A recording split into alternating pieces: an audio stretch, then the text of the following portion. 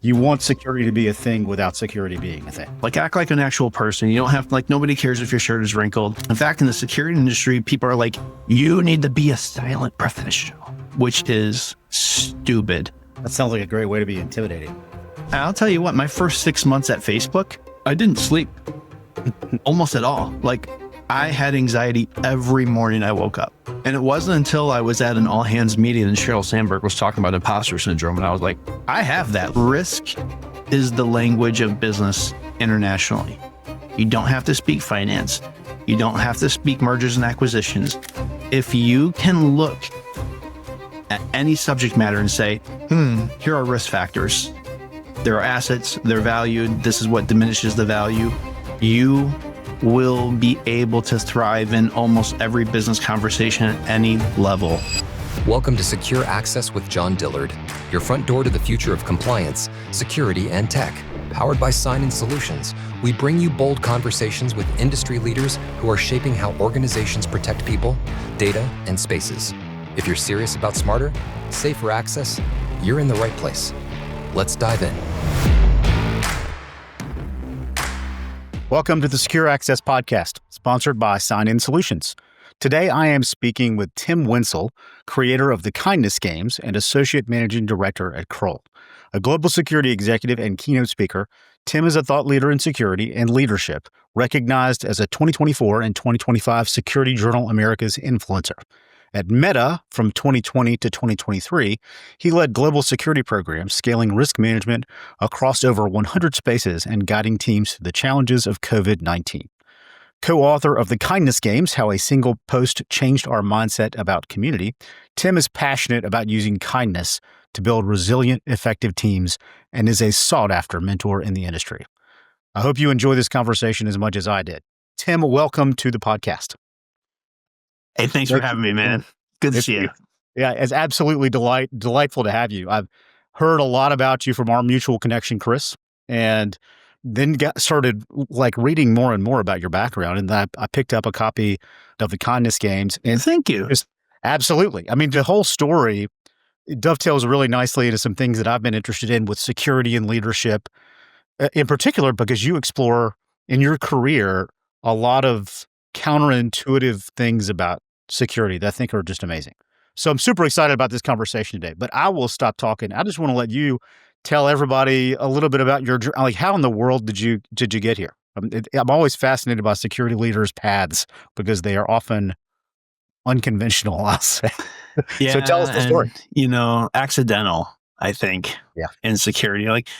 Nobody's ever, a little kid says, like, I want to be a security professional when I grow up. It's just not on the radar, right? So going back to when I was a little kid, I told my mom in second grade I was dropping out of school. And she laughed, but I was serious. I did graduate high school because the Army recruiter told me I had to. And I joined the Army National Guard while I was in high school, went to basic training the year, somewhere between my junior and senior year. And then I went to AIT to become an Army medic. And then in 2003, we did the invasion of Iraq, which was a lot of fun. And that was the first time I'd really ever left the cornfield of Illinois, because I grew up there. So yeah, it was super interesting. We did a year there, thought we were going home. Nope, you're not going home. We're going to extend you to do one of the first tours of 15 months. So we got to be like, yeah, we pioneered that stuff. And then they sent us to this little place called Abu Ghraib prison.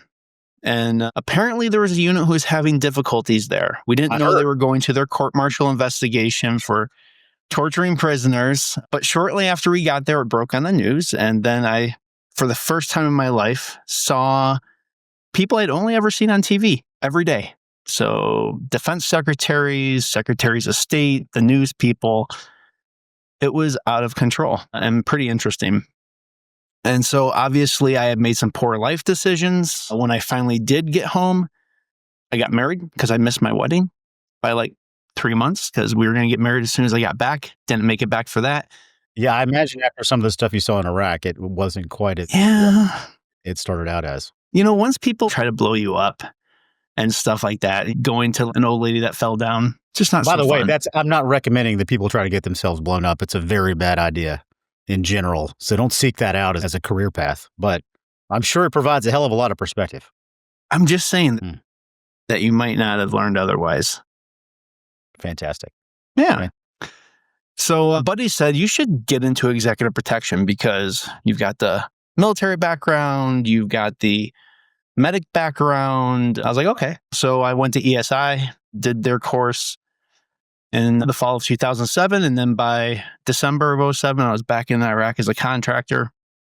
Did that until Christmas of 2010, which was my first Christmas home in like 3 years. Shortly after that, moved to DC area, got hooked up with a job with the Saudi royal family. It turned out to be the son of the king of Saudi Arabia, living in the US, which was kind of interesting. Had never driven a Lambo or anything like that. Never really seen one in real life. And then all of a sudden they're like, move the car. And I'm like, that car? I feel like that's a bad career move. And we've got vehicle stories. If you want to get into vehicle stories, that's a good time. I'm sure. I might have to ask that in the rapid fire at the end. There you go. There you go. And so about 6-8 months into that, an interesting thing happened. The Iranians tried to assassinate the Saudi ambassador to the U.S. This was in 2011. And so the State Department locked the Saudi ambassador down, tons of support. And so that left us as the next highest profile family. And that was really interesting to be in the DC area, to not be a government agent, but to be doing nation state executive protection against an actual nation state threat because of the political pressures. But since it was farmed out to the Mexican cartel, like everybody was like, they might just do it to save face. So that was a really interesting dynamic because nobody really knew if it would continue to go forward, even though the political pressure was being applied. So that was interesting. And then I had a buddy call me up and say, hey, got the easiest job ever, man. Come teach at the State Department. We're teaching diplomats going to Iraq how to not do dumb things. And it's easy. And you get to hang out with a bunch of guys you worked with in Iraq already. And then on Fridays, we blow up the diplomats and shoot at them. And then we send them off for the weekend and we go have wings. I was like, play war every Friday and have wings? I'm down. Fantastic. Yeah. Yeah.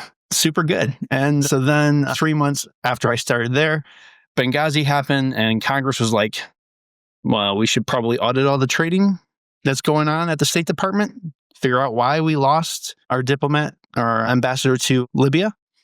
And they found exactly 7 people that were actually teaching diplomats how to survive attacks on Fridays. That was us. Only people in the State Department doing it. Wow. Which is kind of shocking. And so the Accountability and Review Board for Congress, Benghazi, came to us and said, hey, here's the white paper we're putting out. And so you need to design a course that basically hits 90% of this criteria for diplomats going to high threat zones.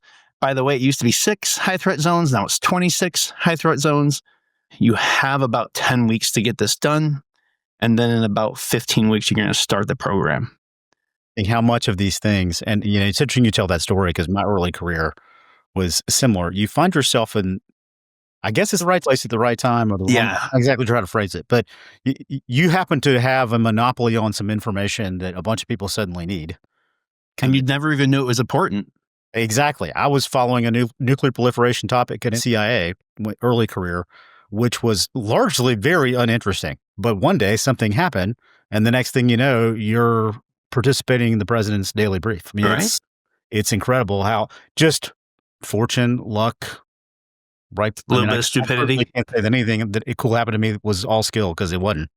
But hey, that's you make your luck.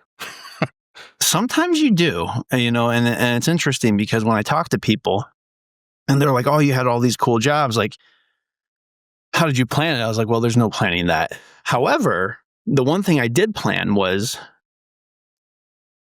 I don't want to always be applying for jobs. And so being liked by everybody, that's out the window. It's impossible. Nobody or not everybody is ever going to like you. However, you can be easy to work with, maybe even fun to work with, even if people don't like you. And if you're easy to work with and maybe even fun to work with, then people will invite you back. And so essentially, I got referred into the job with the Saudis. I got referred into the job at the State Department. I went to Facebook next, got brought in by somebody there, and now I'm with Kroll. Now I'm a consultant with Kroll, and my boss was my auditor at Facebook. I haven't applied for my last 4 jobs. That's incredible. I have a feeling that this is foreshadowing for the conversation we're going to have about kindness and the good things that it can produce in your life. But I'm teasing that topic because I want to hear the meta story. Okay. So you explained a little bit about how you ended up there after the State Department, and then you ended up at, I guess, originally Facebook before the name change. Yeah. And I think about 8 years total across Facebook and Meta. Is that about right? Yeah, just under 10. Just under 10. Yeah. It was a fascinating time. So It was. Tell that story. Like, how did you start there, and how did you end up turning into basically get the guy running the 100 sites not too long before you left? Yeah. It's incredible. I was at the State Department, and, while I had been overseas in Iraq, I had been put in contact with this guy who was running EP programs. And basically, they had protectees who were old, and they had health conditions, they had heart conditions, they had things, but they wanted to go hang out on islands that didn't have level 1 trauma centers or cath labs or stuff like that. And so essentially they would say like, hey, just buy the gear. What should I buy? So they would buy defibrillators, and then they would get like all the meds to manage heart conditions. And we have a private jet so we can fly whenever we want. And then they would go, and like the customs at Turks and Caicos would be like, thanks, we're going to take this stuff because you're not supposed to have it. Not having these drugs. Why do you have like a full-on defibrillator? This doesn't make any sense. You need a customs form. And so they were spending all this money, and like they weren't getting what they wanted. So he had reached out to his alumni group at Executive Protection Institute and said like, hey, do we know anybody that's like a remote medic that kind of knows how to get things done? And so he got put in contact with me, and then I kind of brainstormed the plan and worked with the physicians of some of these clients to actually write prescriptions for this stuff. Like, hey, these security people are actually the caretakers. And now, essentially, you can have all the stuff, the meds, the gear. So I had worked with him remotely, never met him in person, doing this stuff. And he calls me up one day while I was at the State Department. He's like, hey, have you ever thought about working at Facebook? And I was like, no. I mean, do you know what I do? I think you might have thought about Facebook a good bit, but I'm not sure that most people coming out of the background that you would have would just kind of naturally occur to them to get Facebook. Yeah, I was like, do you even know what I do, man? I'm like, I teach one group of people how to get shot at correctly. I teach a second group of people how to shoot back correctly, and a third group of people to patch up the first two groups who weren't good at their jobs. Like, what would I do at Facebook? So they were revamping Mark's executive protection program. This is in 2013. And when you say Mark, you mean Mark Zuckerberg. Zuckerberg, the Facebook guy. Following the Facebook guy. Yeah. And he was probably 20-nothing at the time. I think he was like 26, 7, 8, something like that. I was like, it's kind of easy. I don't really care. I don't think I want the job. And so Brian Jansen calls me up, and he was like an EVP with AS Solution at the time. And so they're an executive protection provider. He's like, hey, Tim, Chad, give me your name. Here's your resume. Like, what are you doing? Tell me what you're up to. I said, well, do you want to hear what I actually do, or do you want to hear the cool guy story? And he laughs. He's like, cool guy story first, but tell me both. I said, look, I'm a special tactics, rah, rah, rah. I said, but essentially at the end of the day, I have a bunch of people who feel like they're important, and I have 1 week to make them understand why security is important and how it can help them facilitate successful outcomes in their mission. And nobody wants to be in these classes, and we try to make it fun. And at the end of the day, if we can get that engagement, that's a win. Yeah. When can you fly out? Exactly. I mean, it's remarkable how well prepared you were. I just had no idea. And he's like, look, he goes, about 18 months ago, this company went public, and they have a bunch of young people working in it, running it, and they don't know what security feels like there. They've tried it a couple times. It hasn't worked out. And so, if you can help create that experience and sell it, like, I need you to come out. And so I went out in September of 2013, literally flew out like 2 days later. Like, it was a Wednesday, I think, and I flew out on Friday. And he and I spent the weekend in a conference room, and he was just like laying out the state of the state, everything we know, everything that's good, everything that's bad, who are the people, how do we need to reach out to them? And so that year, we revamped Mark's executive protection program. The following year, tragically, Sheryl Sandberg's husband died in an accident. And so we literally built her program in her driveway while she sat Shiva for 7 days. But when her family sits Shiva, it's like 400 people a night, including celebrities like Ben Affleck and like Condoleezza Rice and Hillary Clinton, like all these types of people show up. And so the paparazzi are out there and like literally, Yeah, for sure. yeah, you have to build a program from a driveway in the middle of that. Man. And then in 2015, they asked me to set up their security technology and methods research and development lab. So essentially, there was a bunch of things that the company wanted to be able to accomplish with security, but they didn't want it to look like they were having a bunch of security because it's tech. It had to be low profile and nobody was doing that. And so they said, well, buy some gear and set up some situations. Let's figure out how to do this. So I did that.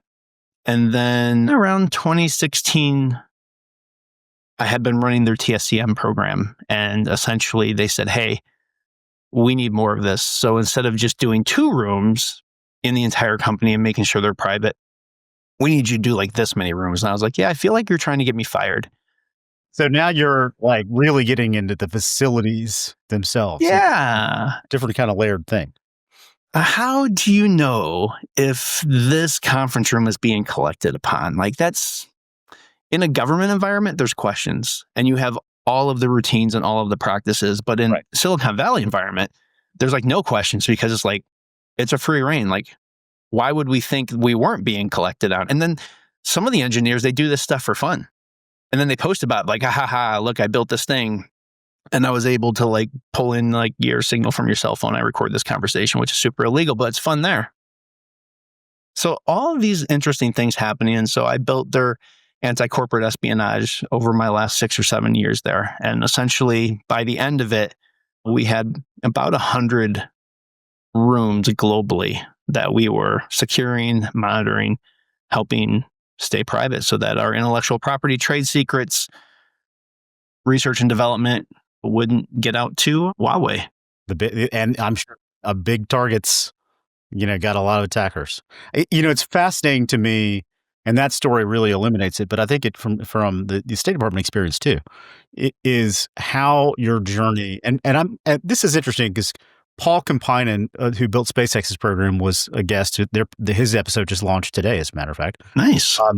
Really similar kinds of stories for him and SpaceX and Elon to yours in that, you're in this unusual situation where you're next to these people and you're kind of in a privileged position to influence the long-term security culture because of the executive protection mission. Yeah. I love the part that you just said about how, and I think this is the case at SpaceX too, for Paul, and I think for other folks who are trying to build programs in what I would call tech forward or highly modern companies, you want security to be a thing without security being a thing.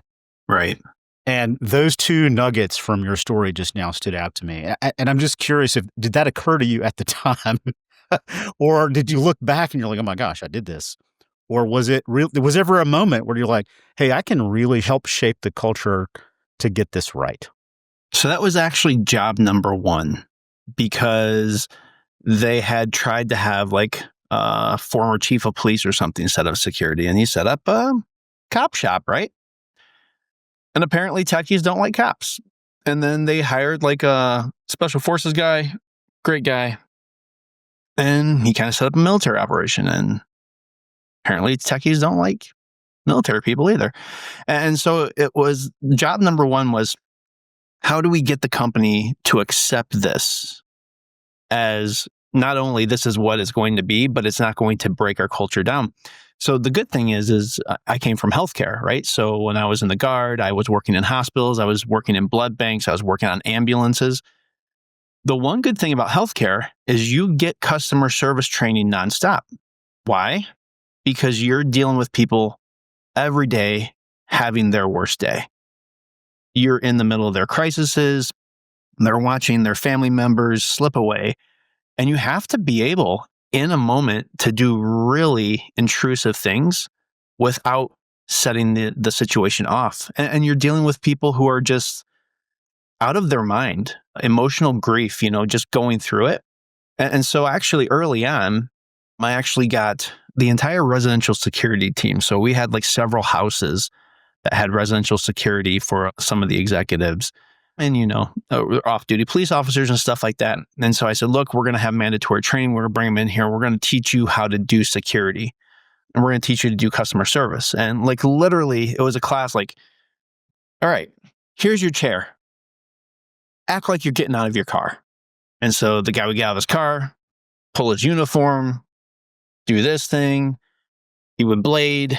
And we'd be like, okay, you don't have to do all that stuff. Like, act like an actual person. You don't have, like, nobody cares if your shirt is wrinkled. Like, you can actually, not blade off to somebody. You can just stand a little bit further from them. You could even put your hands in your front pockets. Because I guarantee you, pulling them out of your pockets, like, there's no clamps holding them in there. It's the same speed as it being bladed in front of you. But it just looks like you're a person. And then you should start to use filler words and not talk with an edge and not have that commanding presence and start saying man and dude and chick and things like that. And just act like your environment. And people thought I was crazy. But after the first couple months of that, complaints fell through the floor. Fascinating. So I love this because Sign-In Solutions, which is the company that I founded part of, and the CEO of Sign-In Solutions, Jeff Gordon, super smart guy, actually one of the smartest guys that I have worked with. After we got acquired, obviously we were a risk management play, and I'm sure that was sort of your value prop too. We're trying to reduce your risk. Like, that's the whole point of security. We're compliance and including cyber. I mean, really, no matter what business you're in. Yeah. And he, shortly after we were sort of working through the acquisition, he was working on messages to take to the market for the combined company. And he led with experience, which I thought was kind of peculiar at first, because this is a visitor management roll up with security in it.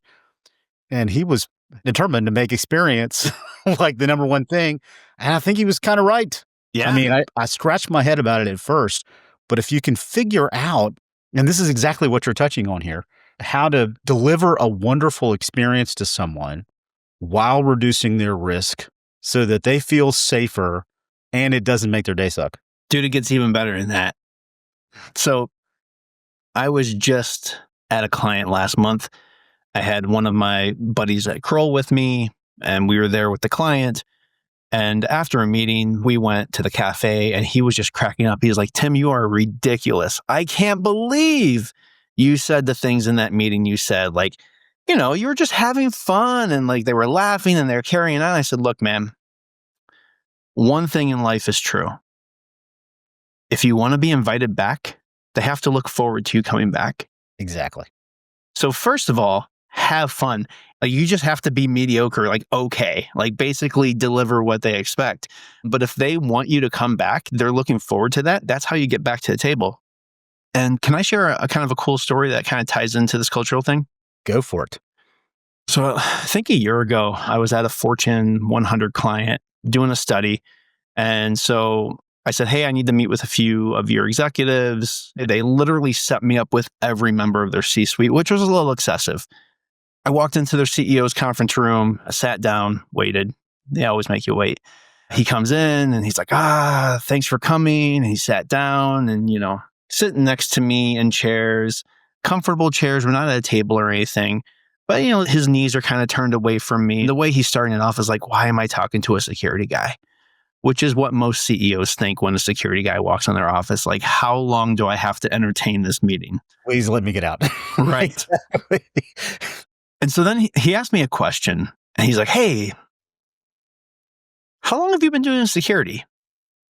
Which means, how old are you? And why are you in my office? Right? But I look young for my age, which is good, I suppose. But so I said, let me tell you my story. So I kind of told him a very abbreviated version of the story I told you, and I got to Facebook, and his knees turned towards me, opens his body language a little bit. He's like, I had a fascinating experience at Facebook. I was like, really?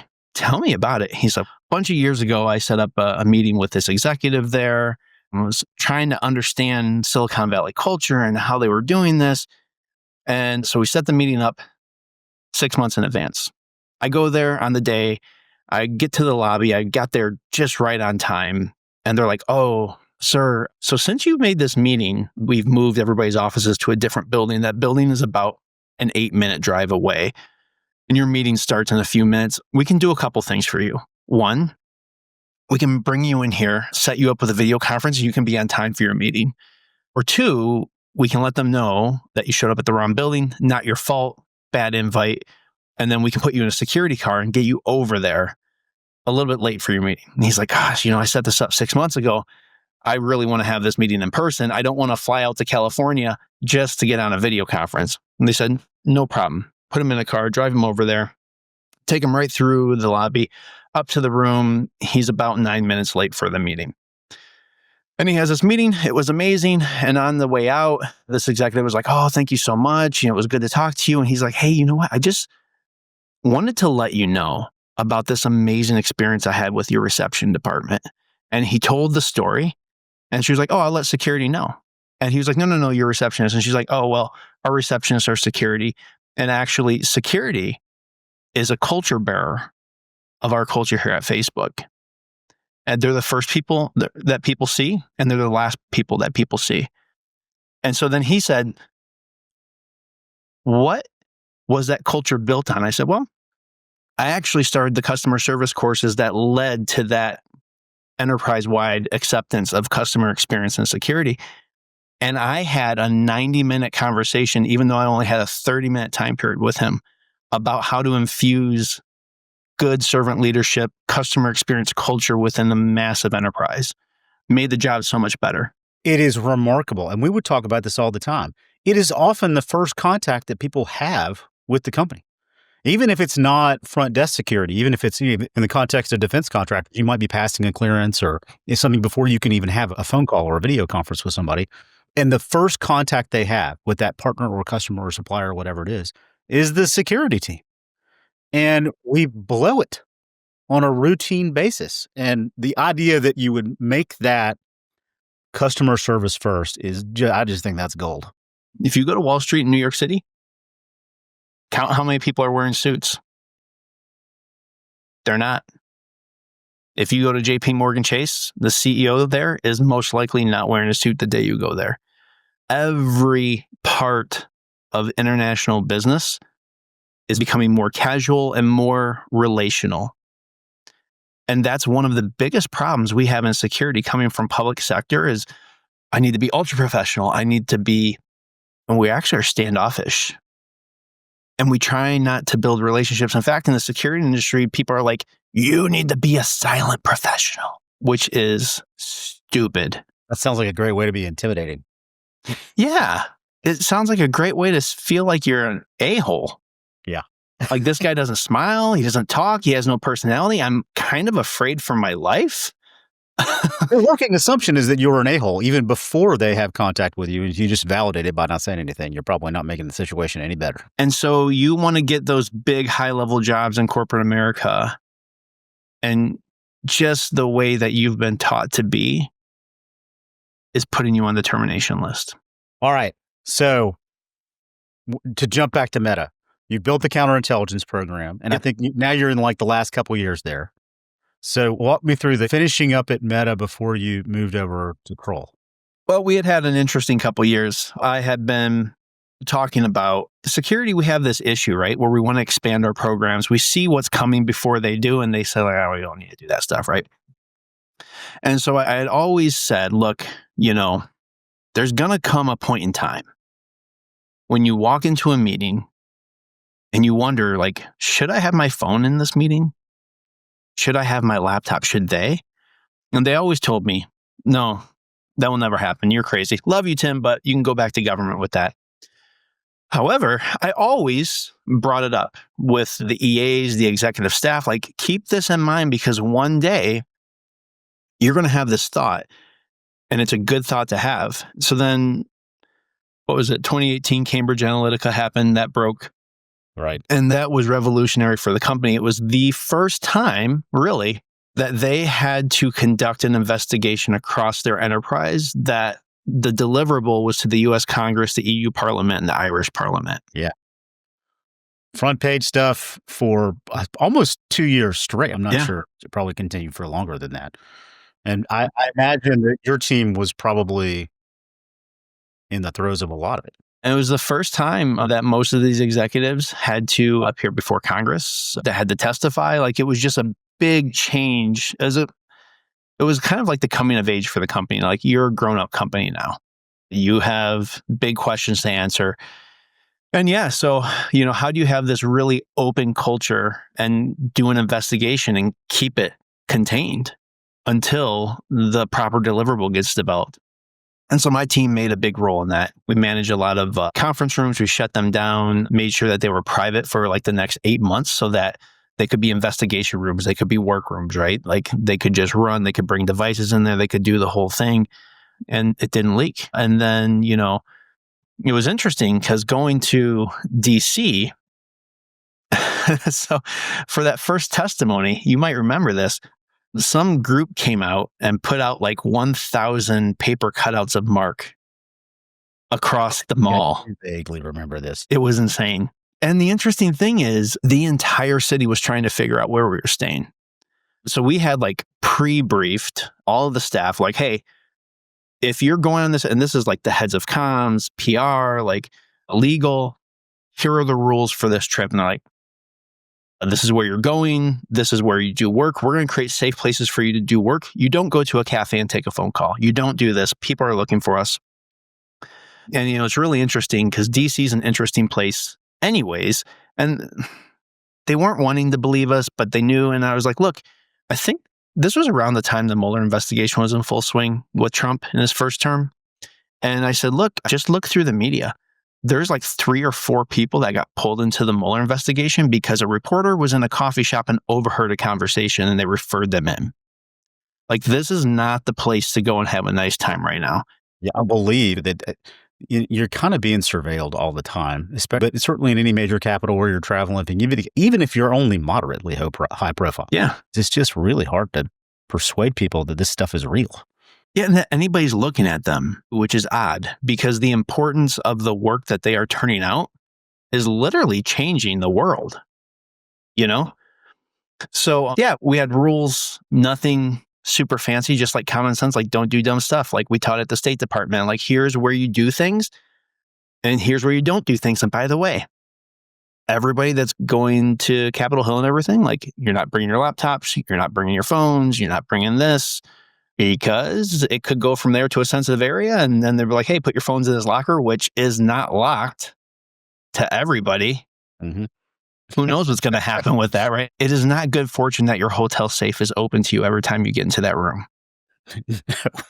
Look, other people know how to open that. It's just a moderately inconvenient thing that you should assume everybody in the hotel also has access to. Yeah. It's just so like the whole thing of like, hey, whenever you travel overseas, make sure you put your passport and like your important stuff in that safe. You keep that on, you put that in your backpack and never let it out of your sight. It is great for hiding things from your children.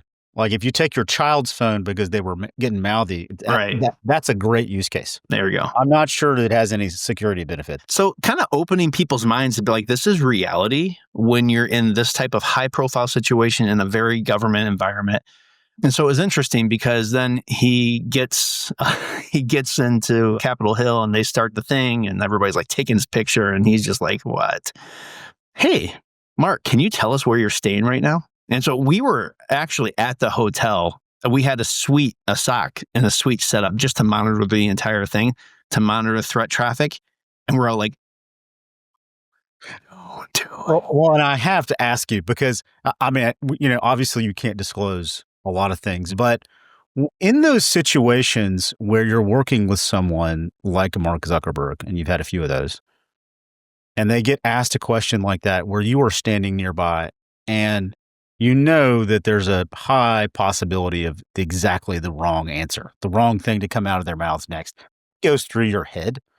I mean, what are you thinking at that moment?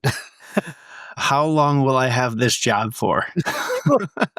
Because even though it's kind of their fault, it might actually be your fault after it comes out. I mean, it doesn't roll uphill. We all know that, right? So yeah, we're in the suite and there's a bunch of us, like literally, like we have the protective intelligence people monitoring Twitter at that time and everything. Like, what are people saying about this? What's the sentiment? And he pauses and we're like, no, don't do it. And he's like, yeah, I don't think I want to share that information. We were like, yes. Good job. Before he got that out of his mouth, and like you could just watch the cycles on social media. Boom, this hotel. No, we don't think so. They started like right now. So like people are in these hotels like looking like for anyone. We're like, oh my gosh, what's crazy? So probably the best thing about that entire trip is that they didn't actually identify our hotel. Good job. So it was pretty clear, not just because I was at Facebook, because I had friends at lots of other tech companies, that Huawei was not just like a nice tech company looking to do telecommunications. Like, they were actively stealing stuff. Over the years, why do they keep ending up in the same building that we're in when we don't list the suite that we're in? Like, there's no Facebook in this building. And within 3, 4, 5, 6 months of us being there, they're on the floor below us. How is that happening, right? So it's interesting things like that that just really kind of open your mind to how the world works and how valuable intellectual property and trade secrets are. So I spent almost 10 years at Facebook, but it was 30 years of professional development, like at a real job, because every year you're working for a company that is trying to do something for the first time in human history. And so they ask, how will this impact security? And everybody's like, I don't know. What do you think? And they say, well, let's figure it out, right? So the appetite for experimentation was very high, which was fun because, again, most people in security, they don't get to try things out and learn the lessons. They don't get to experiment. The budgets are very tight. The appetite for failure is very low. And this is the reason why I love having folks like you on who have been at companies where the culture is just naturally more welcoming and things, because so much of the security profession is ensconced in companies. I mean, they're good companies. I don't want to disparage them, but they are 50-year-old, 75-year-old defense contractors. I mean, that's kind of where a lot of people end up growing up in security. And those are not cultures where you're necessarily encouraged to innovate in security very much. Just learn so much from talking to folks like you. And, I would put Paul in his bucket. We've got a couple other startup founders who are working this problem, who are just trying some new things to look at the problem somewhat differently. It's rare, and I think it's a ton of value. And it's fun. It's so much fun. And, I'm sure at some point we're going to talk about the insecurity in security. One of the driving factors that drives anxiety throughout the industry across the international space is you have people over security programs who are trying to figure out, how do I keep doing the same thing that I did at my last 5 jobs that I know how to do really well and that I don't think got me in trouble? And so we always have this, well, what's the business case? What metrics are you using? Like, how do we know that security is valuable? Like, it's worth the money. And the thing is, as a legacy industry based on public service, we have no idea. And so we rely on smoke and mirrors, which means every day, most VPs of security, directors of security, CSOs go into their job and wonder, how am I going to get out of this one? Yeah. And that's really sad. It doesn't have to be that way, and it shouldn't be that way. And I'll jump to that now, and I'll come back to some other things. But this thread on insecurity and security, which I love that turn of phrase, and I want to hear how that came to you, at what moment it came to you that was the way to describe this problem. But why is it that, you would think that people who enter security, these are folks who often, like your background, they have often been in physically dangerous jobs, things that you would think breed confidence. And even the folks who come from a more academic kind of background like me, my stuff was more, nerdville than physically challenging. But still, what a lot of people think is cool or impressive, this sort of background, but yet we are insecure. And why do you think that is? What's going on in the noggins of security people, especially the ones who turn out to be leaders? Yeah. That causes us to feel this way.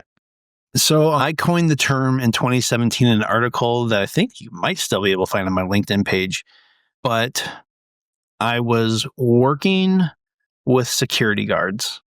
They didn't report to me. I wasn't in the security operations guard force, but they were having issues with some security guards. And they were like, hey, you know what? Like, maybe they just need a new voice. Like, Tim, will you talk to them? Like, people tend to trust you. You're like a normal person. And there were security guards that were literally afraid to do their job. And I was like, why are you afraid to do your job? Well, if I think this thing is happening and I make the radio call, I press the alarm, I do the thing, and it's not happening, I'm going to lose my job.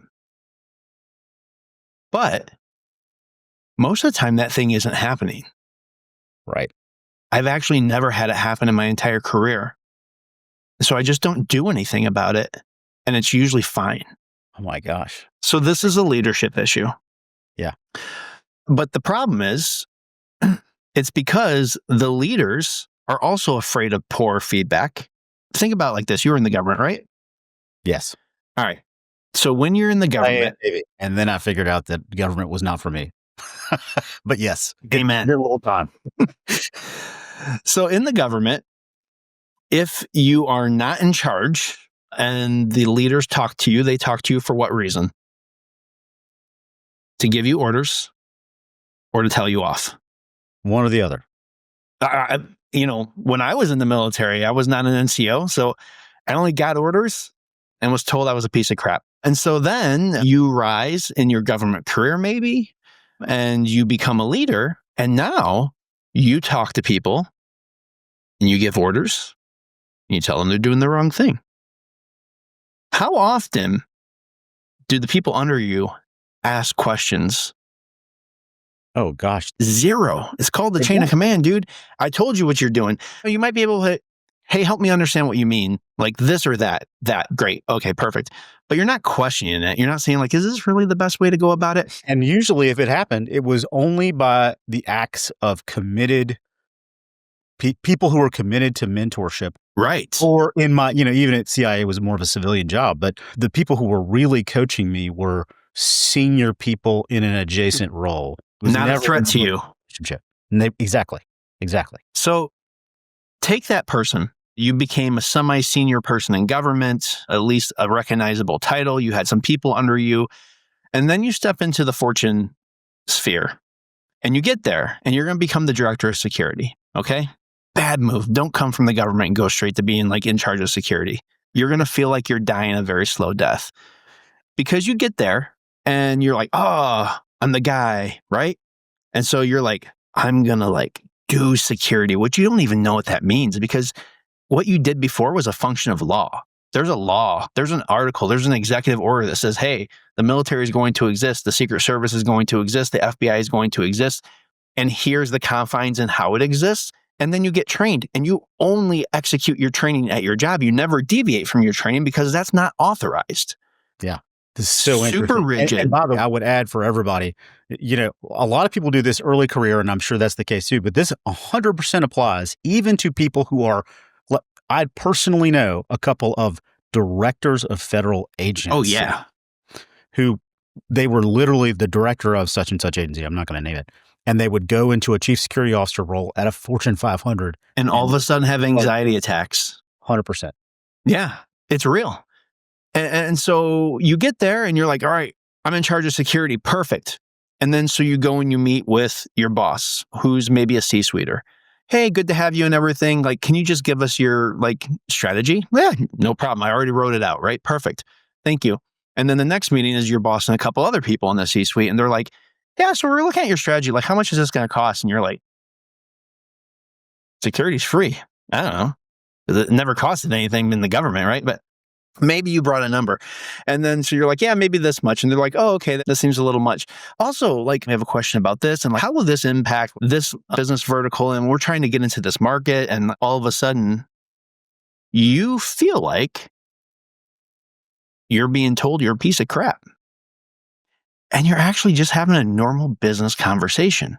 Mm-hmm. And so you get defensive, you do a smoke screen, and then just, get away. And then you go back, you're like, oh my gosh, how do I never land in that conversation again? Which means now you've stepped away from being a business unit and you find a way to make nobody question you ever again, which means you're not going to get any budget, you're not going to get a head count, and you are always going to be the cause of the security problems of that organization. Yeah. Yeah. So, and the net effect of all this, I mean, in the end, it's a higher risk profile of the organization. The organization is less safe because less safe problems on your plate. And so now you wonder why your security guard is afraid to be like, I think that person just tailgated. But they might be the VP of something, so I'm not going to say anything. And then something gets stolen that's worth like a few $1 million, maybe $1 billion. Yeah. And they wonder how it's happened. It happened because your people are too afraid to do their jobs. The insecurity and security, man. And I see it everywhere. I meet new CSOs every month. Almost all of them, they have an underlying anxiety.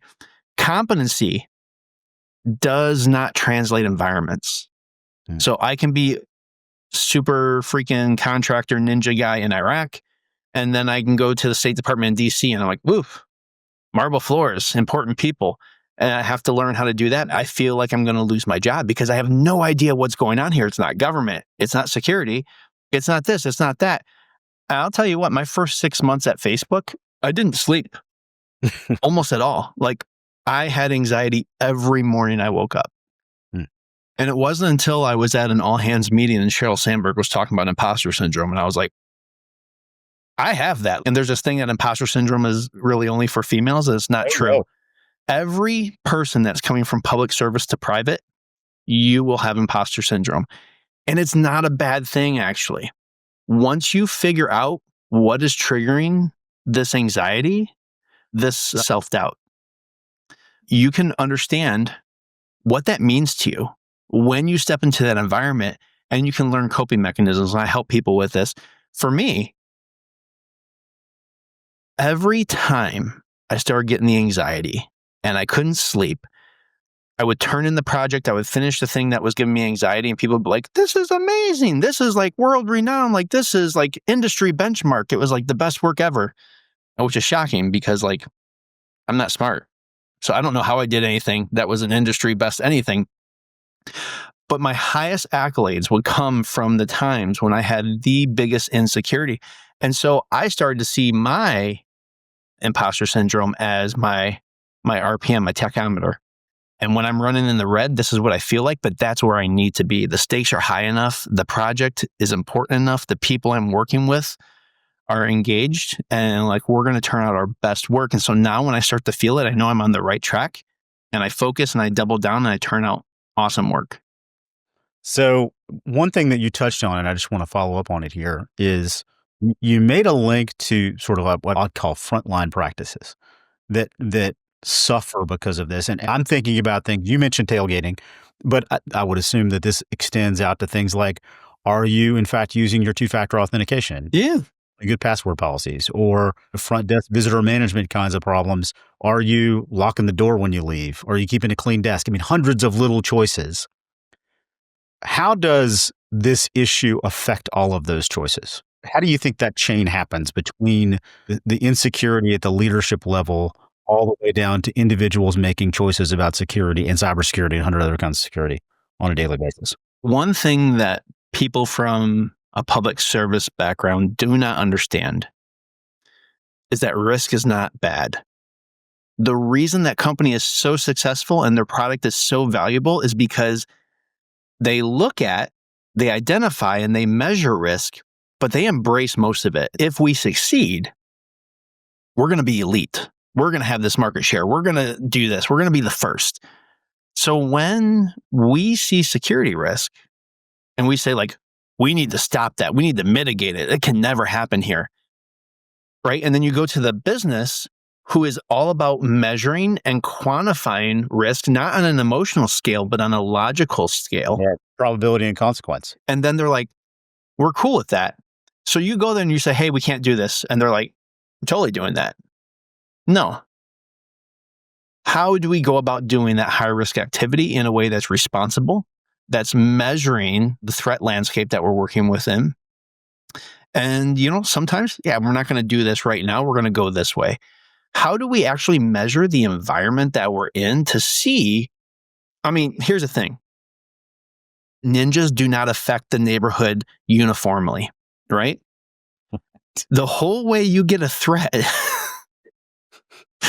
the whole... I love ninjas when I was in the second grade. I would buy throwing stars. I'm now going to remember forever. Every boardroom I go into, and they start talking to me like these important people that are making like well into like the 7-8 figures. And they're like, what about this and what about this? I'm like, oh, we're talking about ninjas and shit. And they're like, I'm like, yeah, we are. We're talking about things that will potentially never happen. And they're like, so we don't need to do it. I'm not saying you don't need to do it, but what you're thinking of will probably not happen. So why is security risk bad? And when does a threat happen? Let me break it down to the second grade level. Assets, right? An asset is a thing of value. Once a company or a person has a thing of value, they have an asset, and they assign a dollar amount of value to it, loss is possible. You can have a thing that's worth nothing. We make 100,000 of these things. They're worthless. How big is the loss? Negligible. Right. Yeah. So like you look at buildings and like we're in from the government sphere and like buildings are monuments and they're like, oh, these need to be protected. Buildings are insured, bro. Like companies don't want to spend a lot of money insuring buildings. Now, if you have an R&D lab in that building, if you have executives in that building, if you fill that building with high value assets, now that's how you make the case, right? And so then if you're going to have a threat happen, you have to have an asset and they have to be able to get to the asset. It's a vulnerability. But like vulnerabilities just don't exist everywhere. It's like ninjas. Like they don't affect the entire neighborhood. So how do we know when an asset is under threat? Like how would somebody get to this asset? If you map that out, then you can say, so going back to like, how do we prevent eavesdropping? So we have a conference room and, there's all sorts of stuff in it. There's video cameras, there's microphones because of the AV system. We have routers that is providing internet and transferring data. But we have IT, we have cybersecurity guys that are looking at that. We lock the doors at night. Okay, great. So then nobody gets in except for the house cleaner. So we have a guard go with the cleaner and make sure that cleaner doesn't, right? We do this whole program. Okay, so we're good, right? Well, how would a threat get in there? Well, the CEO is meeting with a government official. That's a threat. They're meeting with a reporter. That's a threat. These people deal in information and reputation as their way of doing business. Ninjas, right? How do we protect the room? It's easy. Have the meeting in that room. Why? What's so special about that room? Nothing. And if they wanted to steal information from that room and they wanted to plant a device and then they left, they're probably going to hear about my dating life. And I've been married for 21 years. Like there's no dating life happen, right? So like now we've taken that risk. Instead of spending a bunch of security money, we just moved the risk away from an asset, right? This is what insurance companies do. They transfer the risk. Yeah. And so like, let's think about it. Security professionals really understand the basic math of this stuff. The value of the asset, the probability that anything could occur. How would it get there? I mean, you can break this down which is how insurance policies are written in the first place. This is second grade stuff. What's the probability the building is going to burn down? That's how they figure out what the premium should be. This is how you build a security case. Yeah. I'm going to read something that you wrote, though, and I want you to expand on this. As a security, because you mentioned this, and I thought of this immediately from an article that you wrote.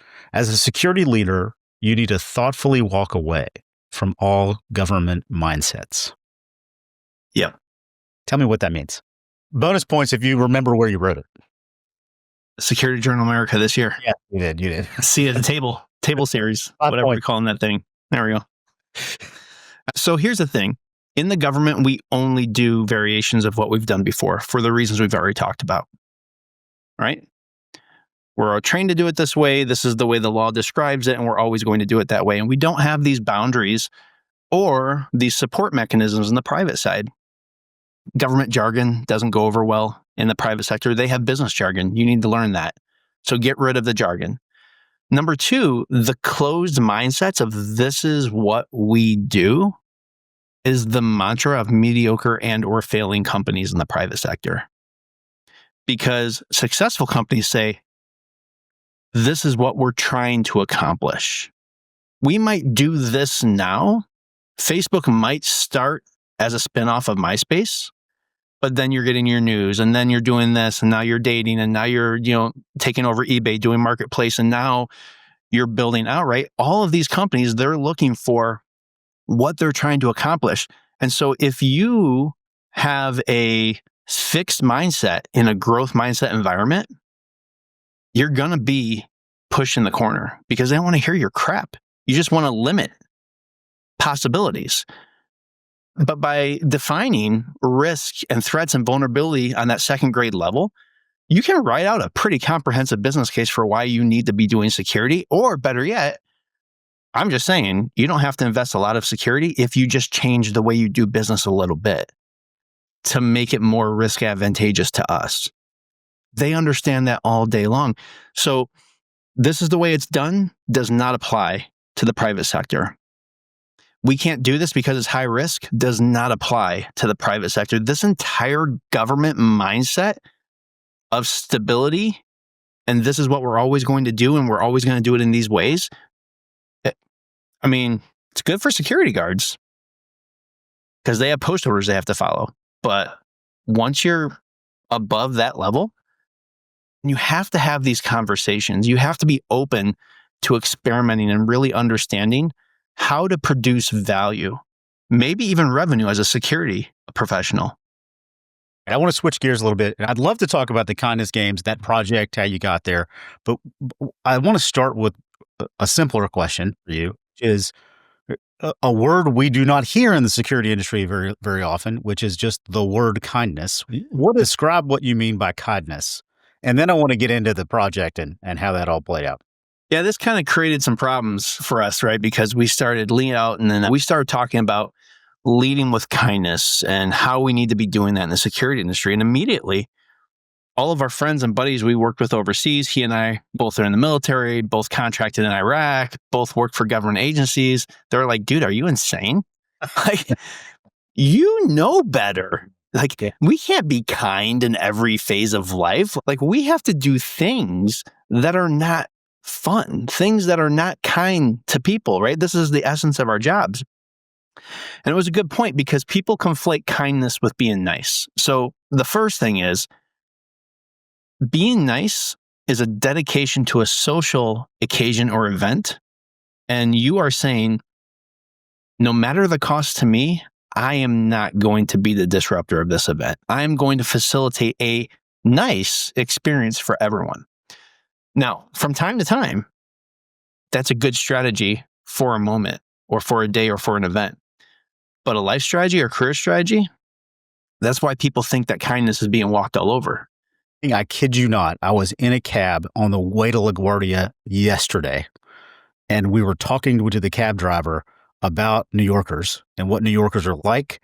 And the native Brooklynite who was riding next to me, who was a colleague of mine on this trip, said the thing about New Yorkers is that they are kind. They're just not nice, which I thought was perfect with that yesterday. Maybe he's read the book, hopefully. Maybe so. And so if we're not being nice and we're being kind, like what does kindness look like on an operational level, right? Yep. So we redefine kindness as the endeavor to recognize the humans on the other side of each life situation with the intention to create the best available outcome for them.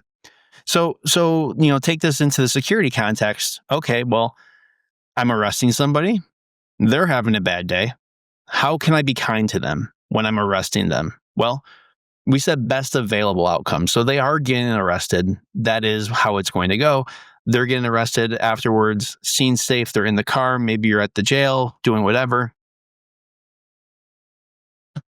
The best available outcome for them is to have a little bit of dignity, to be seen as a fellow human, right? To not be treated like a piece of crap. Mm-hmm. And here's the interesting thing. I have come across so many people 8 years later that have come to me and said, hey, Tim, 8 years ago, you did this thing. You told me this thing. You said this to somebody else and it changed my life. How we see people and interact with them and how we lift them up or tear them down has an immense amount of power years later. And so when we see the humans on the other side of every life situation, we say, you know what? I need to get something out of this situation, but they need to get something out of it too. Even if it's a bad situation, performance improvement plans, like have to terminate this person. How can I do it in a way that leaves them with benefits, leaves them with their dignity, lines them up for their next job? Like, what can I do for them to give them that best possible outcome? You will be shocked when people go through traumatic experiences, when they feel like they're in their lowest point, and even just a little comment or a little belief in them can transform the trajectory of their life. That's fantastic. The way the book is written is a series of vignettes of small acts. It makes complete sense now that you tell the story of how these little interactions that you don't think have a big impact make a big impact. Yeah. So that's awesome. So talk a little bit about the project and about the book, give everybody a rundown of sort of what that is. Feel free to plug it, by the way, as hard as you like. Okay. Well, you got a copy. You can hold it up. There you go. That's a book plug. There we go. So back in 2020, this thing called COVID happened, kind of screwed things up for a minute. Yeah. And so most people went home forever, but I actually kept traveling because I had executives going places, going to secondary homes. And so in May of 2020, I went and did my first 2-week quarantine at a hotel, and I was ecstatic. I was like, yes. So the week before lockdowns happened, we're foster parents, my wife and I.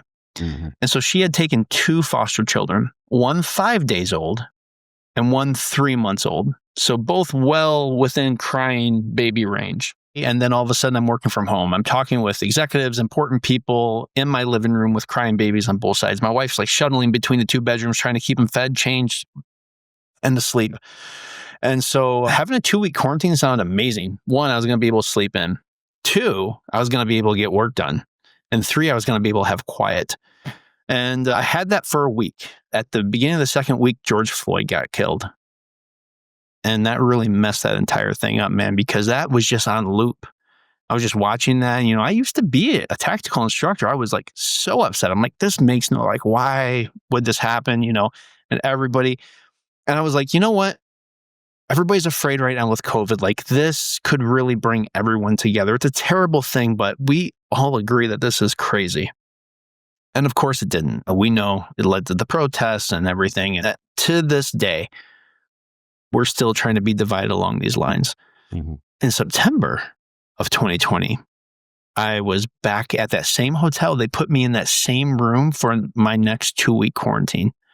And when I got there, door closed behind me. I'd just been traveling for like 15 hours.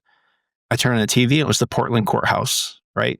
Rioters like shooting fireworks and trying to firebomb the place and all this stuff. And I changed the channel. I didn't want to see that crap. And it was a talking heads and like, if you look like this, if you think like this, if you're of this political persuasion, then there all these people that you have to hate. And so I turned off the TV and I just like felt this heaviness for the first time ever. It's like, man, must be what depression feels like. And I have never had mental health issues. I've never had PTSD issues. I've never struggled with these types of things. But in this moment, I was like, wow, I'm in hour 1 of 2 weeks in this room.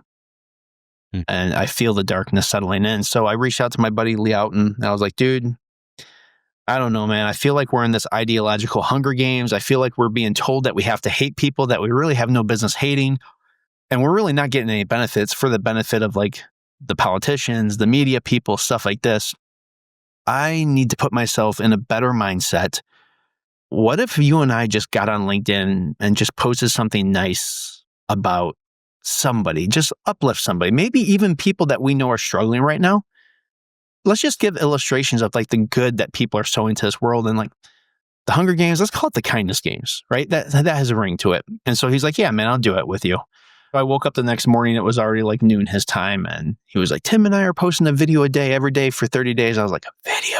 Oh, this sucks. I was going to write like 5 sentences.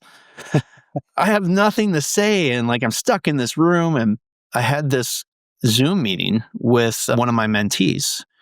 Name was Kekishan Dedwani. And we hadn't seen each other since we left the office 6 months ago. And so I was excited for the call. I was not excited about this challenge that I had started. It was stupid.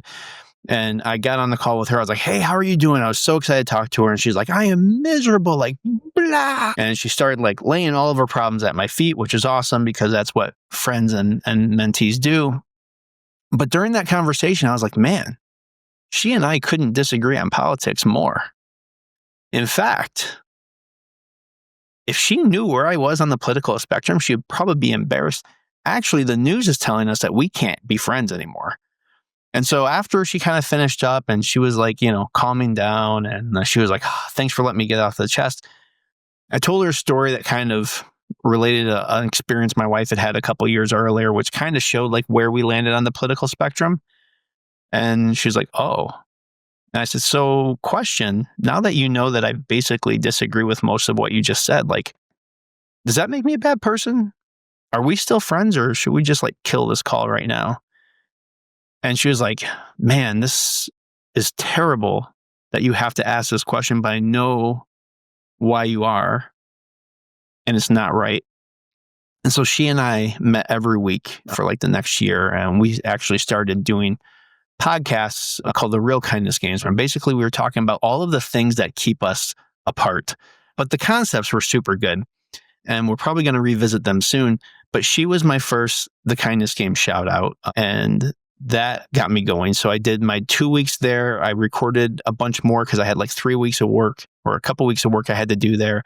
And then by the time I got home, I had just finished my challenge. And Lee was like, dude, there's like 3 people about to finish their challenge. What are we going to do for these people? I'm like, I think it's weird that people are even doing this. Like, why would they do this? So we're like, yeah, we're going to make them alumni. We're going to do this thing, and we'll start a working group or something like this. It's just people we know anyway. Fast forward 3 months, and we're doing New Year's Eve. I'm doing a shout out with our first alumni from London. And she's our 19th alumni. And we're welcoming in the new year for every time zone as the clock strikes 12 in that time zone. Because we've got like over 100 people doing this cause. Fast forward a year, we have somebody on every continent who completed the challenge, except for Antarctica. And like security leaders, like people that are leading them. We're like, wow, what's going on? And everybody's like, well, we got to write a book. I'm like, I'm not writing a book. This makes no sense. This is not going to be good. Nobody's going to buy this. And we have the book. And then it was in 2021, early 2021, our first company reached out and said like, hey, are you doing like cultural initiatives, leadership stuff, employee engagement? We actually have like our entire Canadian employee population. They're really locked down hard and they're doing their work, but nobody's talked to them. Like, we don't know how they are. They're not answering personal calls. They're not answering personal emails. Like, can we do something to be outreach and like bring them back into the company? And so we did that. And now, over the years, now myself and Lee Outen, we're keynote speaking. In September, I'll be down in Brazil doing the Insecurity as a keynote speaker.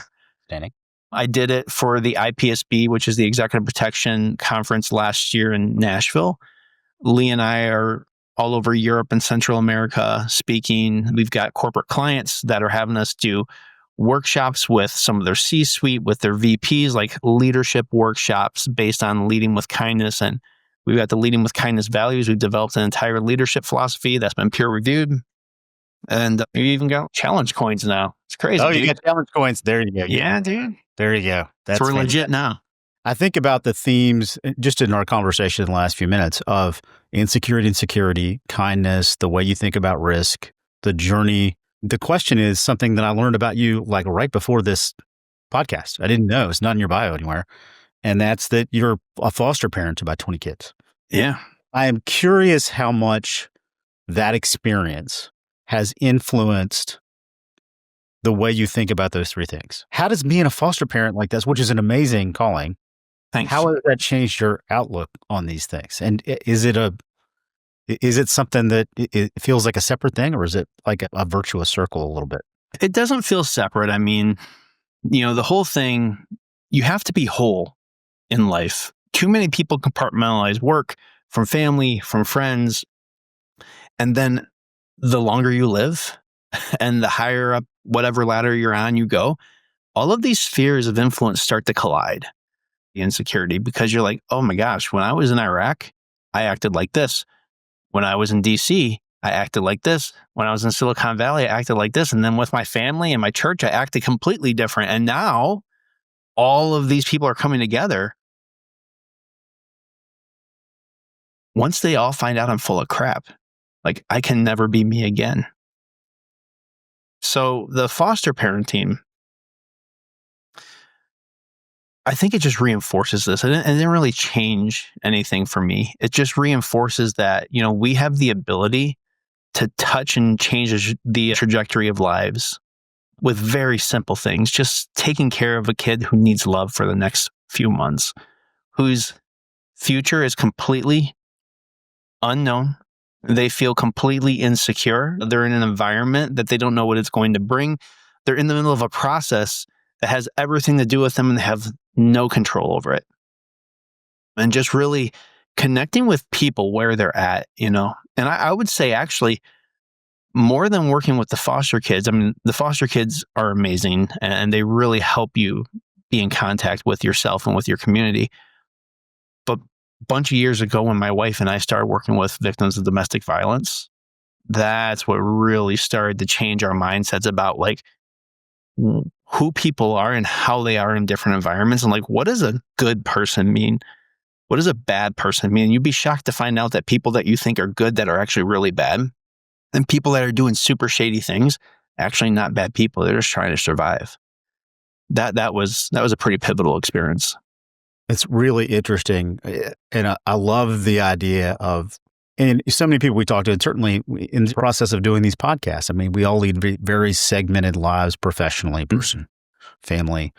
And I think there's a lot of value in just telling the story of how those things start to integrate over time and how our bodies show up in different ways and what we learn about things that apply to other areas of our life that are completely unrelated. We work too hard to segregate. And it's wonderful to hear those pieces because we don't get to talk about this kind of stuff. No. But it actually affects how we are with the other humans in our professional life too. Insecurity. So it's awesome. And that comes from public service too, right? So what? I have a security clearance. I obviously can't talk about what happens at work. So that creates one kind of false barrier. It's an important barrier, but it's a false barrier. And that affects your relationship with your wife and with your family. And then these artificial barriers that are not healthy for relationships continue to perpetuate, but we don't rethink them. We don't rethink how we should be. And to be honest, on some level, it's a lot easier to segment everything off so you don't have to be accountable until you're staring at the ashes of your life. And you're like, you go to security conferences and you see the people that have been retired for 10 years and you're like, why are these dudes still coming here? I might be one of those dudes eventually. And you realize it's because they put so much into their career. It's the only thing that they have ever had. They destroyed their relationships. They destroyed their families. They destroyed everything that life is actually about for a status that goes away as soon as you say, I have enough money to stop working. Yeah. Well, in the vein of integrative thinking, and I just finished rereading Poor Charlie's Almanac. Charlie Munger was the master of insisting that everybody think in integrated ways. And that theme that we just talked about, I think it extends to personal life and family life. And how do you be a better practitioner? Because you learned all these other things in different parts of your life. It's super useful for predictions. And now I'm going to put you on the spot and ask you about where we are headed. You wrote an article about this, I guess, back in December about the trends for 2025. I think the themes you touched on there were definitely culture and AI. We're halfway through the year. Yep. So number one is, how are you feeling about what you thought the driving forces would be in 2025? And the second question I have for you is, extend that out a little bit. Where are we headed in the next couple of years? Yeah. So that article was interesting to write because I wrote it in December. It was going to be published in February. And it was like, what's your vision for 2025? And so I kind of threw out a bold vision. By the second week in January, things started to come true, right? I said, look, everybody thinks that COVID's over and we're on the other side of it, but actually we're just seeing the third order effects from COVID. And culturally within our organizations, we're really just starting to see the long-term effects that COVID had. Now, what are these effects? Well, like people were isolated, right? Relationships were strained. Trust across the board has been shattered. Did you know in 2024, across the entire world, there was a ton of presidential and prime ministerial elections, and almost every incumbent was voted out? Incumbents always have the advantage. Yeah. The low level of trust that we have for institutions right now, doesn't matter where in the world you're from. We've all figured out in some way, somehow, we've been lied to.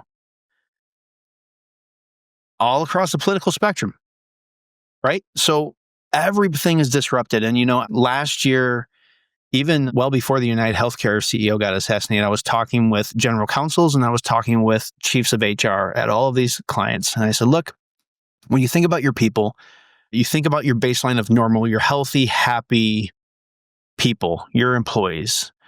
What are the spikes that are standing up that you're noticing? And why are they standing up? Like, what are the things that are not going well? And they all looked at me and said, everything. We don't know what a healthy, happy employee base looks like. Everybody is unhappy with their job. Everybody is unhappy with working at home and going back to the office. Everybody is unhappy with the amount of travel, the lack of travel. We have problems that we fix and we're like, everybody's going to be happy. People hate it. We have new policies that we implement because they're going to cause growth and we're going to become industry leaders. People hate them. Everything we do has such a negative and quick reaction. We actually don't know how to rebuild our cohesive culture. And that's telling. And it's telling because of what we saw with the United Healthcare CEO when he got assassinated. And everybody was like, yes, Luigi, you're speaking my language. Now, it wasn't everybody, but it was loud. Fortune companies looked at their employee base and said, oh, there is a lot of them that sympathize with this guy. This is a problem. In fact, in January of this year, Kroll, we did, I think, $700,000 in one service. You know what that is? What's that? Executive risk assessments. Really? That's an amazing amount of money in 1 month. I just don't think it was on anybody's radar for a while. And I can imagine in that space that the amount of anxiety that it produced in certain industries are worse than others, but in general across the executive class was massive. I am at 84 nights at Marriott already, which is an insane amount of travel. I only have one client that I'm working with this year that I worked with last year. All the other clients that are keeping me traveling are brand new, board directed to figure out the risk profile of their company because of the United Healthcare CEO assassination. We have employee bases that are completely disrupted. Even companies that had the best, most intentionally developed cultures have lost connection with their people. They've lost trust and their cultures at best are just okay. There are so many companies out there that have no cultural connection to their employees. What does that mean for us in security? That means workplace violence is up. That means insider threats are going to go through the roof. Dissatisfaction is already up. So threats against the leadership of the companies, they're already more commonplace. So how do we know what's real and what's just that venting? The next 5 years, I think this is the article I wrote that quote in, like you need to leave all of your government mindsets behind because we are not in a predictable environment. We are not doing the things that we've done before. And even our business leaders who embrace risk and they're visionaries don't know how they're going to navigate the next 5 years. And so we as security leaders need to be leading the boardroom. We need to be talking about and defining and communicating risk on a granular level to really understand what the various threat environments looks like, what is acceptable and what is unacceptable, and how do we understand the trends. If you do not have somebody in your organization that really understands industrial organizational psychology, which is basically the psychology of how teams and organizations work together, you need to find that person. You need to get that consultant. Also a great reason, Charlie Munger, by the way. He has that too. Well, and going back to where we started, security should be the ambassador of every corporate culture. So how do you build your security department as a cultural ambassador to that organization, right? How do you reinforce healthy culture? How does security help understand what employees are going through? And not just like think about like, oh, we're the cops, you can't do that. Why is this going on? What policy is always being broken? Like, should that policy even be there? Like, why aren't we reporting this back to the business to say, look, we have all these issues, but it's not malicious, it's something else. How can we figure this out? How can we create a better environment? How can we identify the human on the other side of every one of these life scenarios and figure out the best available outcome for them? And if we as security professionals are leading the cultural revolution within our companies, you are going to get budget, you are going to get headcount, and you will be able to define the value proposition of security. And that insecurity and security will start to degrade. That's awesome. Now, a follow-up on this one is technology. And as you're talking to clients, potential clients, past clients, all the new folks coming in, I mean, obviously AI is the soup du jour, and it's very important. I don't want to downplay it at all. Although I think that most people associate it with cyber risks. I really have two minds about this. I can't come to a conclusion. There's so many tools available now that improve our ability to do threat analysis in real time on many dimensions, not just on cyber, but on physical threats, social media. There's a wealth of technology that's helping us. And I'm not sure that the threats posed by new technology are not moving faster. I'm curious what you're talking to your clients about and where you come down on this question. Yeah, a lot of people don't understand what they're saying when they say AI. Who built the AI know what the hell. You know. So, I mean, you have AI like ChatGPT, and that is what? Pattern recognition, right? So it's like, hey, we're pushing information into the system. We're helping the system organize the information into categories and everything. And then you're putting input like, hey, help me with this. And it's just taking a body of knowledge and reorganize it, hoping it answers your question well and dropping that off, right? So that's one type of AI, which is actually pretty helpful to companies because now you can take jobs that low-paying people would have to do or admin work that high-paid people have to do.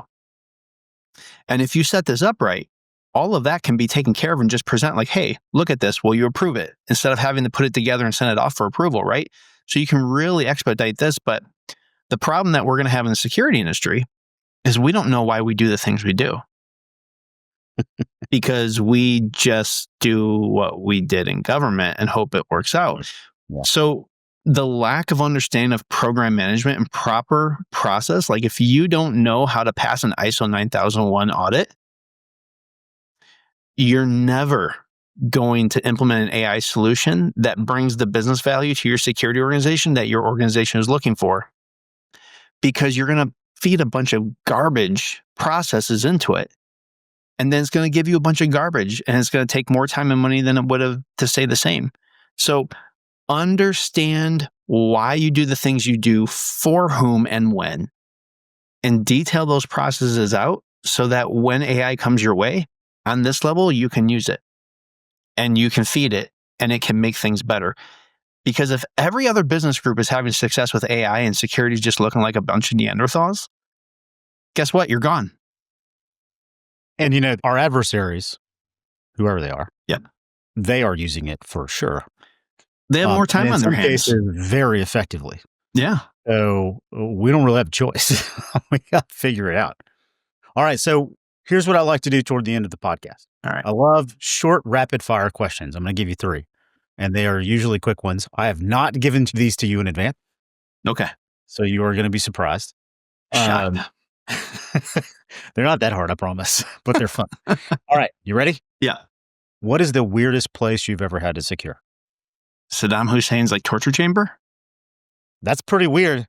You know, I mean, that might be the best answer. I don't know that switch anybody... on the gallows a solid year before they threw his switch on that same gallows. Oh my Lord. That takes the cake. That's pretty impressive. Yeah. Right. All right. So it's going to be hard to top that one. But that's pretty good. Put me in your best of reel. One word that you use to inspire your team under pressure. I guess it's got to be kindness, man. I think that's on brand. Yeah. It's a great word. I've got a bunch of good phrases, but if you bring it down to one word, it's got to be that one. Well, the thing that I think, I don't want to downplay it, because in any other context of any other security podcast, that would certainly be your answer. And I think that's pretty unique and cool. So, Thanks, man. Third question. The one technology you'd bet on for the future of security. AI. Has to be. Yeah, I mean, just think of managing incidents. You have to be able to make decisions more accurately, quicker. And your adversaries are going to be using AI to attack you. So you got to figure it out. That's perfect. All right. Those are awesome. So I think we're close to the end. I would love for you to help us wrap up here with just the key thing that you want everybody to know into their year. I mean, the folks who listen to this podcast are either security executives, aspiring security executives, folks who are trying to learn not just about security, but also about leadership, also about innovation. Yep. What's the one thing you wanted to remember from this conversation and just to taken away from the work that you've put in over the last 20 years? I'll give you the top three. They have to want you to come back. So don't be a dick. That's a good one. Have fun. If you can create a joyful environment, everybody wants to work with you. And so you will attract the best talent and the best projects. So that's number one. Risk is the language of business internationally. You don't have to speak finance. You don't have to speak mergers and acquisitions. If you can look at any subject matter and say, here are risk factors. There are assets, they're valued. This is what diminishes the value. You will be able to thrive in almost every business conversation at any level of a Fortune 100 company. Thinking about what you're doing right now, okay? What assumptions have you built your security programs, your security organization, your methodologies on that are actually no longer true? I think there'll be quite a few if people actually look carefully. So thank you for that. This has been delightful, Tim. I mean, this has been a blast. Really Thanks, wide-ranging topics that we got into today. And we didn't even go deep on any of them. I'm not even sure how to write the tweet because it's going to be like, which of the 17 different seemingly unrelated things that absolutely are related do we cover? So tons of fun. Really appreciate it. And just for everybody's benefit, make sure that the link to, the Kindness Games website, your LinkedIn profile, some of the key resources that I know that you want everybody to have access to, we'll put those in the show notes, how they can learn more about you and your work. So it has been an absolute delight. Thank you so much for taking. This is fantastic. Thanks, man. All right, Tim. Have a good one. Be well. Thanks for joining us on Secure Access, brought to you by Sign-In Solutions. If you found today's conversation insightful, be sure to subscribe, leave a review, and share it with your network. For more on transforming compliance, security, and workplace experiences, visit signinsolutions.com. Until next time, stay secure, stay informed.